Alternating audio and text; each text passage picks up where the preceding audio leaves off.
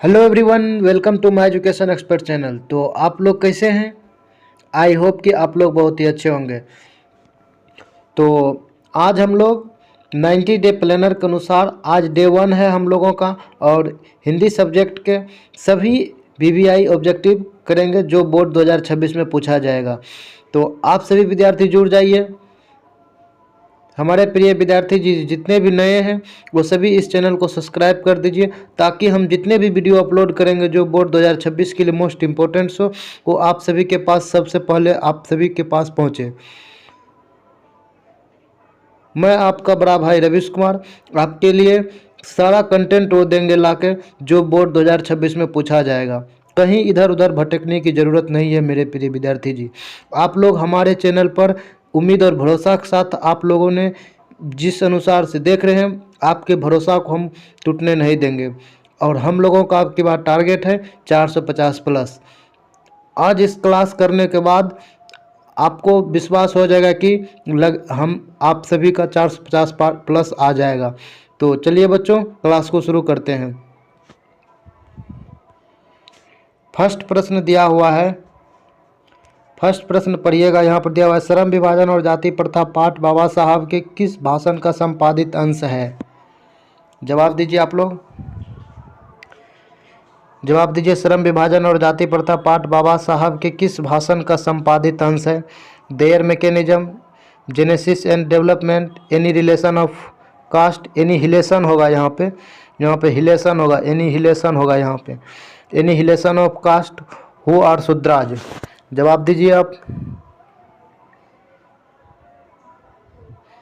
श्रम विभाजन और जाति प्रथा पाठ बाबा साहब के किस भाषण का संपादित अंश है? Their mechanism, genesis and development, annihilation of caste, who are Shudras. तो इसका जवाब हो जाएगा हु आर शूद्राज। क्या हो जाए? इसका हो जाएगा एनीहिलेशन ऑफ कास्ट हो जाएगा। क्या हो जाएगा? Annihilation of cast. बिन इसका सी नंबर आंसर राइट होगा। C number C is the right answer. C is the right answer. Annihilation of caste होगा, एनीहिलेशन ऑफ कास्ट। चलिए अगला प्रश्न देखते हैं। अगला प्रश्न देखते हैं। अगला प्रश्न दिया हुआ है, अगला प्रश्न दिया हुआ है, श्रम विभाजन और जाति प्रथा के लेखक कौन है? बच्चों पहले आप लोग प्रश्न को एक या दो बार इस प्रश्न को पहले पढ़िए, उसके बाद ऑप्शन पर जाइए, उसके बाद ऑप्शन पर जाइए। ऑप्शन देखिए किस अनुसार से प्रश्न पढ़ें, उस अनुसार से आपको कौन सा ऑप्शन सही लग रहा है। डायरेक्ट एक बार पढ़ना नहीं समझ में आ रहा है, एक बार दो बार प्रश्न को पहले पढ़िए, उसके बाद जवाब देने का प्रयास कीजिए। तो इसमें प्रश्न दिया हुआ है, श्रम विभाजन और जाति प्रथा के लेखक कौन है? रामविलास शर्मा, भीमराव अंबेडकर, गुणाकार मूल्य, महात्मा गांधी। तो जवाब दीजिए। तो इसका आंसर हो जाएगा, इसका आंसर क्या हो जाएगा? इसका आंसर हो जाएगा भीमराव अंबेडकर, बी नंबर। क्या हो जाएगा? B is the right answer. इसका B is the right answer हो जाएगा सही। इसका B is the right answer हो जाएगा। इसको आप देख लीजिए, B is the right answer. चलिए अगला प्रश्न देखते हैं। अगला प्रश्न दिया हुआ है, भीमराव अंबेडकर का जन्म कब हुआ था? 15 अप्रैल 1819 ईस्वी में, 14 अप्रैल 1891 ईस्वी में, 18 फरवरी 1918 ईस्वी में, 14 फरवरी 1919 ईस्वी में। जवाब दीजिए, भीमराव अंबेडकर का जन्म कब हुआ था? यही प्रश्न दिया हुआ है। बच्चों इस क्लास को करने के बाद आपको अनुभव होगा कि हम 450 प्लस कर सकते हैं।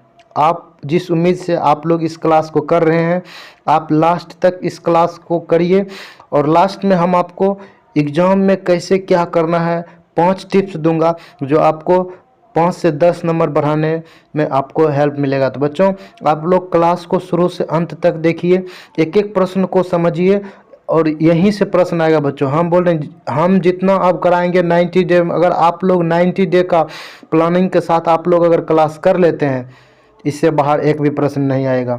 सिर्फ हम 90 डे, इधर उधर भटकने का जरूरी नहीं है। कुछ बच्चे बोल रहे हैं कि सर अभी तक हम कुछ नहीं किए हैं। कोई बात नहीं है बच्चों, हम आपका गारंटी लेते हैं। अगर आप लोग 90 डे प्लानर के साथ, हमारा वीडियो इसी चैनल पर एजुकेशन एक्सपर्ट पर अपलोडेड है 90 डे प्लानर, उसको आप देखकर क्लास हमारा शुरू कर दीजिए। आपको हम गारंटी के साथ बोलते हैं 400 का आंकड़ा हम छुआएंगे अगर आप लोग अभी तक कुछ भी नहीं किए हैं। अगर कोई ऐसा स्टूडेंट है जो 50% भी अभी से पहले किया हुआ है और वो अभी हमारा क्लास कर रहा है, अभी करने के लिए भिड़ा हुआ है, तो उसको हम टारगेट देते हैं 450 आंकड़ा को वह ज़रूर छुएगा अगर हमारे 90 डे प्लानर। और हम जितना क्लास पूरा 90 डे में, अभी से आज 4 नवंबर है और 4 नवंबर से 17 फरवरी को एग्ज़ाम है आप लोगों का।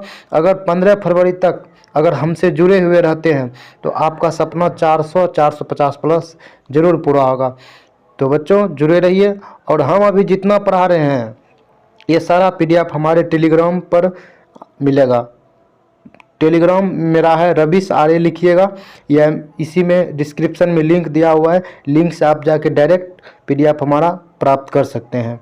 तो इसका जवाब दीजिए बच्चों, क्या हो जाएगा? भीमराव अंबेडकर का जन्म कब हुआ था? 15 अप्रैल 1819 ईस्वी, 14 अप्रैल 1891 ईस्वी, 18 फरवरी 1918 ईस्वी, 14 फरवरी 1919 ईस्वी। तो इसका आंसर हो जाएगा 14 अप्रैल 1891 ईस्वी। B is the right answer. क्या हो जाएगा? B is the right answer. चलिए अगला प्रश्न देखते हैं। अगला प्रश्न दिया हुआ है डॉक्टर भीमराव अंबेडकर का जन्म किस राज्य में हुआ था? इसमें राज्य पूछा है, डॉक्टर भीमराव अंबेडकर का जन्म किस राज्य में हुआ था? इसका जवाब दीजिए, डॉक्टर भीमराव अंबेडकर का जन्म किस राज्य में हुआ था? मध्य प्रदेश, उत्तर प्रदेश, हिमाचल प्रदेश, बिहार। जवाब दीजिए, डॉक्टर भीमराव अंबेडकर का जन्म किस राज्य में हुआ था? तो इसका हो जाएगा answer A number. A is the right answer. Madhya Pradesh में डॉक्टर भीमराव अंबेडकर, बाबा साहब भीमराव अंबेडकर का जन्म हुआ था। इसका हो जाएगा ए नंबर। क्या हो जाएगा? फिर से एक बार देख लीजिए, इसका आंसर हो जाएगा ए नंबर। क्या हो जाएगा? A number. A is the right answer हो जाएगा। तो चलिए अगला प्रश्न देखते हैं। अगला प्रश्न दिया हुआ है भीमराव अंबेडकर की मृत्यु कब हुई थी? इसमें मृत्यु पूछा है, भीमराव अंबेडकर की मृत्यु कब हुआ था? जनवरी 1965, दिसंबर 1956, मार्च 1865, मार्च 1896। तो इसका जवाब दीजिए।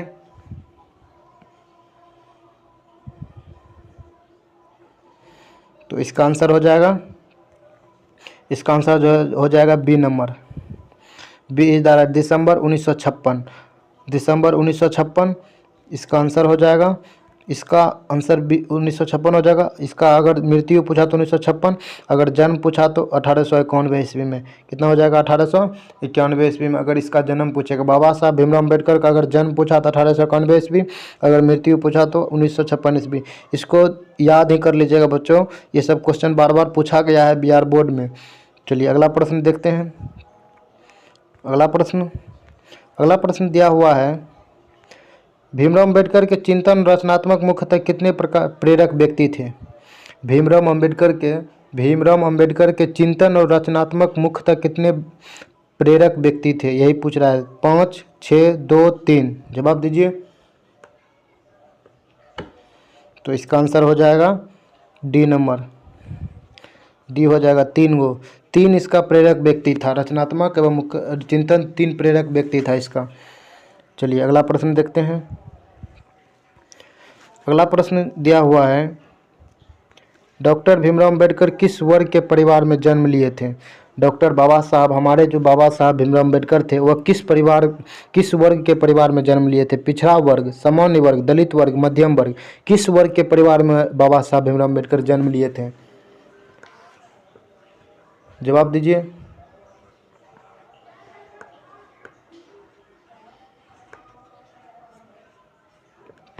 इसका आंसर हो जाएगा सी नंबर। क्या हो जाएगा?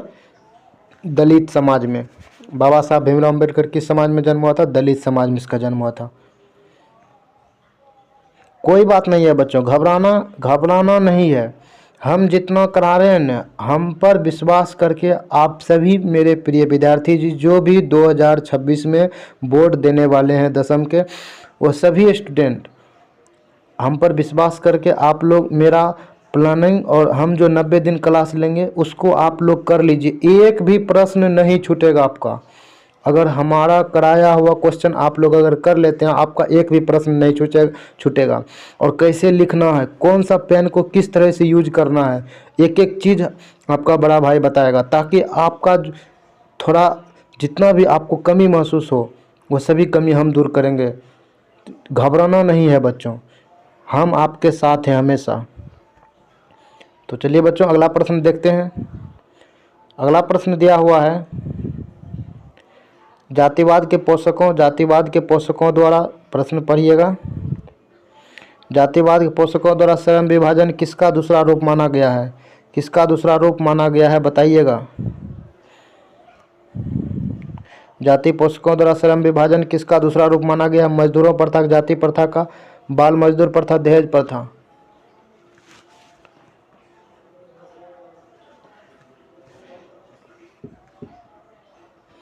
तो इसका आंसर हो जाएगा बी नंबर। क्या हो जाएगा?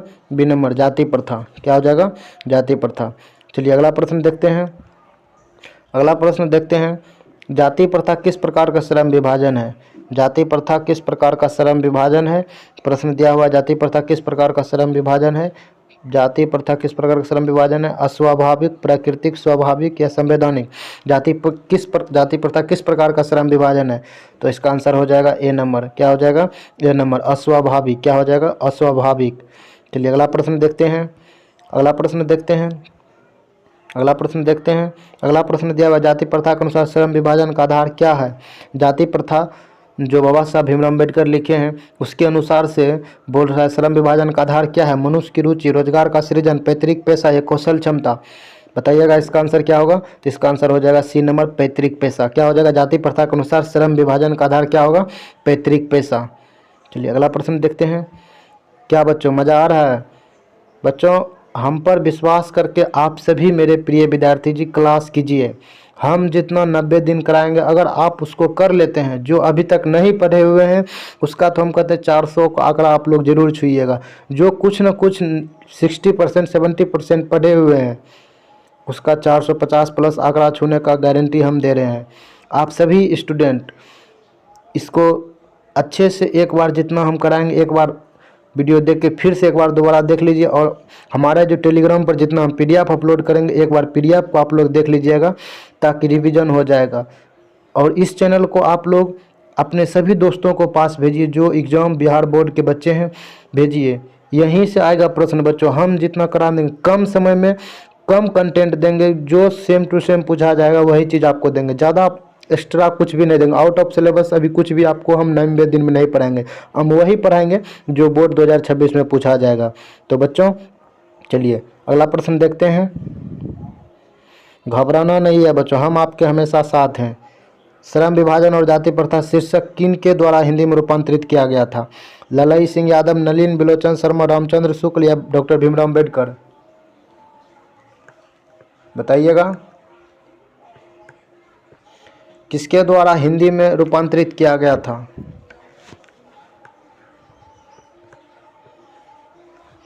तो इसका आंसर हो जाएगा ललई सिंह यादव। क्या हो जाएगा? ललई सिंह यादव। ए नंबर हो जाएगा इसका आंसर। क्या हो जाएगा? A number. चलिए अगला प्रश्न देखते हैं। अगला प्रश्न देखिए दिया हुआ है, विडंबना का अर्थ क्या है? अपेक्षा, उपेक्षा, उपहार, आडंबर। जवाब दीजिए। क्या हो जाएगा इसका? जवाब दीजिए।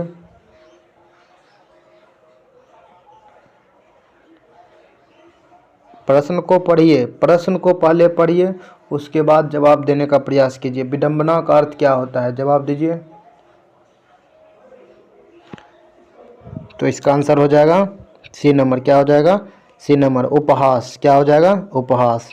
चलिए अगला प्रश्न देखते हैं। अगला प्रश्न देखते हैं, सच्चे लोकतंत्र का पर्याय क्या है? प्रश्न दिया हुआ है, पढ़िएगा। सच्चे लोकतंत्र का पर्याय क्या? जाति प्रथा, भाईचारा, कानून व्यवस्था या अहंकार? सच्चे लोकतंत्र का पर्याय क्या है? इसमें 4 ऑप्शन दिया हुआ है, जाति प्रथा, भाईचारा, कानून व्यवस्था, अहंकार। तो सच्चे लोकतंत्र का पर्याय क्या है? तो बी नंबर इसका आंसर हो जाएगा, भाईचारा। क्या हो जाएगा? भाईचारा। सच्चे लोकतंत्र का पर्याय क्या है? भाईचारा है। और बच्चों भारत ही एक ऐसा देश है जहाँ पर सभी धर्मों का लोग रह रहा है, कोई मतभेद नहीं। सभी धर्म, हिंदू, मुस्लिम, सिख, ईसाई, जितने भी धर्म होते हैं सभी धर्म के भारत में धर्म के लोग रह रहे हैं भारत में। भारत एक ऐसा देश है, समझिएगा बच्चों। और बाबा साहब अम्बेडकर को जिसने समझ लिया उसका ज़िंदगी सफल हो गया। वह भले ही पिछड़े दलित समाज में उसका जन्म हुआ था, लेकिन वह सबसे वरिष्ठ आदमी है। चलिए, भीमराव अम्बेडकर के प्रेरक का नाम क्या है, यही पूछ रहा है। भीमराव अम्बेडकर के प्रेरकों का नाम क्या था? बुद्ध, कबीर, ज्योतिबा फुले, बुद्ध, रहीम, कबीर, राम, कबीर, महात्मा गांधी, कबीर, बुद्ध, महादेवी वर्मा। तो जवाब दीजिए। तो इसका आंसर हो जाएगा बुद्ध, कबीर, ज्योतिबा फुले। ए नंबर इसका आंसर हो जाएगा, बुद्ध, कबीर, ज्योतिबा फुले। अगला प्रश्न देखिए। अगला प्रश्न दिया हुआ है, डॉक्टर भीमराव अम्बेडकर का रचनात्मक के प्रेरक व्यक्ति थे। रचनात्मक प्रेरक व्यक्ति कौन थे? महात्मा गांधी, विवेकानंद, गोपाल कृष्ण गोखले, ज्योतिबा फुले।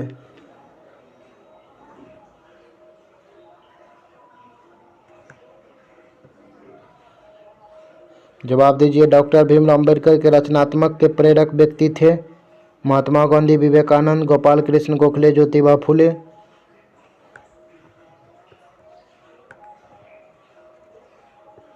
तो इसका आंसर हो जाएगा ज्योतिबा फुले। क्या हो जाएगा? ज्योतिबा फुले। क्या हो जाएगा? ज्योतिबा फुले। चलिए अगला प्रश्न देखते हैं। अगला प्रश्न दिया हुआ है, अगला प्रश्न दिया, किनके प्रोत्साहन पर बाबा साहब उच्चतर शिक्षा के हेतु न्यूयॉर्क गए थे? किसके प्रोत्साहन पर बाबा साहब उच्चतर शिक्षा के लिए, हमारे बाबा साहब भीमराव अम्बेडकर, किनके प्रोत्साहन पर बाबा साहब उच्चतर शिक्षा के लिए न्यूयॉर्क गए हुए थे? दरभंगा नरेश, बड़ौदा नरेश, पाटियाला नरेश, ज्योतिबा फुले। जवाब दीजिए। तो इसका आंसर हो जाएगा, इसका आंसर हो जाएगा बड़ौदा नरेश। क्या हो जाएगा? बड़ौदा नरेश। बी नंबर, बड़ौदा नरेश इसका आंसर हो जाएगा। आप लोग समझ रहे होंगे।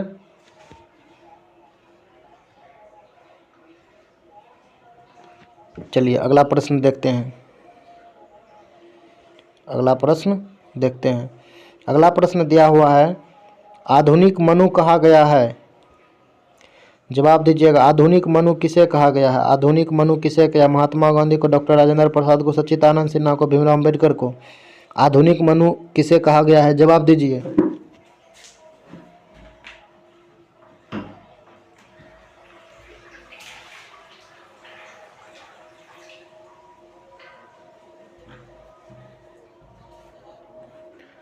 तो इसका आंसर हो जाएगा, आधुनिक मनु किसे कहा गया है? तो आधुनिक मनु इसका आंसर हो जाएगा, आधुनिक मनु डॉक्टर भीमराव अम्बेडकर को कहा गया है। किसको कहा गया है? डॉक्टर भीमराव अम्बेडकर को। तो इसका आंसर हो जाएगा डी नंबर। क्या हो जाएगा? D number. इसका आंसर हो जाएगा डी नंबर। चलिए अगला प्रश्न देखते हैं। इसका आंसर हो जाएगा डी नंबर। समझिएगा बच्चों, इसका आंसर हो जाएगा डी नंबर। चलिए अगला प्रश्न देखते हैं। अगला प्रश्न दिया हुआ है, लेखक की दृष्टि में आदर्श समाज कैसा होना चाहिए? लेखक की दृष्टि में आदर्श समाज कैसा होना चाहिए? लेखक की दृष्टि में आदर्श समाज कैसा होना चाहिए? जिसमें स्वतंत्रता, समता, भ्रातृत्व का भाव हो, जिसमें सभी धनी हो, जिसमें सभी पढ़े लिखे हो, जिसमें सभी स्वस्थ हो। भीमराव अम्बेडकर के अनुसार से पूछ रहा है, भीमराव अम्बेडकर लेखक की दृष्टि से, इसमें लेखक दिया है तो भीमराव अम्बेडकर समझिएगा।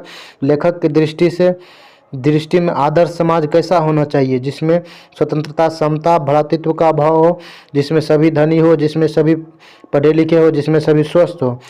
तो इसका आंसर हो जाएगा, जिसमें स्वतंत्रता, समता, भ्रातृत्व का भाव हो। इसका ए नंबर आंसर हो जाएगा। क्या हो जाएगा इसका आंसर? ए नंबर हो जाएगा। ए इज द राइट आंसर हो जाएगा। चलिए अगला प्रश्न देखते हैं। अगला प्रश्न दिया हुआ है, जाति प्रथा भारत में क्यों एक प्रमुख कारण बनी हुई है?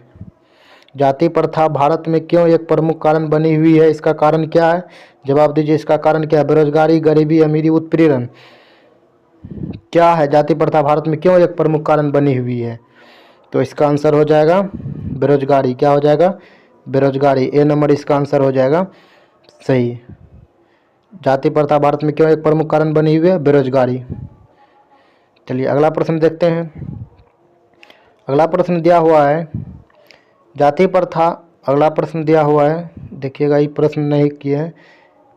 अगला प्रश्न दिया हुआ है, जाति प्रथा भारत में क्यों एक प्रमुख कारण बनी हुई है? बेरोजगारी। कर लिए ये प्रश्न। चलिए अगला प्रश्न 20 नंबर प्रश्न दिया हुआ है। 20 नंबर प्रश्न देखिएगा क्या कह रहा है, भीमराव अम्बेडकर निम्न में से किसकी रचना की है? भीमराव बाबा साहब भीमराव अम्बेडकर किसकी रचना की है? नाखून क्यों बढ़ते हैं, जाति प्रथा और श्रम विभाजन, बहादुर, यह भारत से हम क्या सीखे, किसकी रचना की है बाबा साहब भीमराव अम्बेडकर ने? तो इसका आंसर सभी जानते हैं, बी नंबर हो जाएगा इसका आंसर।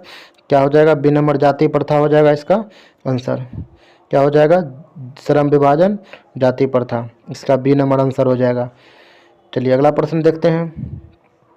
अगला प्रश्न दिया हुआ है श्रम विभाजन जाति प्रथा पद गद्य की कौन सी विधा है? जाति श्रम विभाजन जाति प्रथा गद्य की कौन सी विधा है? कहानी है, शब्द चित्र है, निबंध है, डायरी है, क्या है? तो इसका आंसर हो जाएगा सी नंबर। क्या है? निबंध है। निबंध है, यह कहानी नहीं है, डायरी भी नहीं है, शब्द चित्र भी नहीं है, तो इसका आंसर हो जाएगा सी नंबर। अगला प्रश्न देखते हैं। अगला प्रश्न, लेखक बेरोजगारी का प्रमुख और प्रत्यक्ष कारण किसे मानते हैं? अशिक्षा को, उद्योग धंधों की बेरोजगारी को, जाति प्रथा को। लेखक बेरोजगारी का प्रमुख कारण, बेरोजगारी का प्रमुख कारण इसमें से ऑप्शन जो दिया है किसको मानता है सबसे ज़्यादा? लेखक बेरोजगारी का प्रमुख कारण और प्रमुख और प्रत्यक्ष कारण किसे माना गया है? इसमें अशिक्षा ऑप्शन में दिया हुआ है, उद्योग धंधों की कमी, बेरोजगारी, जाति प्रथा। तो इसका आंसर हो जाएगा D number. D is the right answer, जाति प्रथा। और शिक्षा नहीं होगा, उद्योग धंधों, बेरोजगारी, इसका हो जाएगा जाति प्रथा। चलिए अगला प्रश्न देखते हैं। अगला प्रश्न दिया हुआ है, डॉक्टर भीमराव अम्बेडकर का जन्म कहाँ हुआ था? महू मध्य प्रदेश में, गोरखपुर में, डुमरा बिहार, दानकुनी पश्चिम बंगाल। जवाब दीजिए। तो इसका आंसर हो जाएगा ए नंबर। क्या हो जाएगा? A number, Mhow Madhya Pradesh. ये गोरखपुर, डुमरी, दानकुनी सब कुछ नहीं होगा, इसका आंसर हो जाएगा महू मध्य प्रदेश में बाबा साहब भीमराव अम्बेडकर का जन्म हुआ था। चलिए अगला प्रश्न देखते हैं। अगला प्रश्न दिया हुआ है, डॉक्टर भीमराव अम्बेडकर के माता जी का नाम क्या है?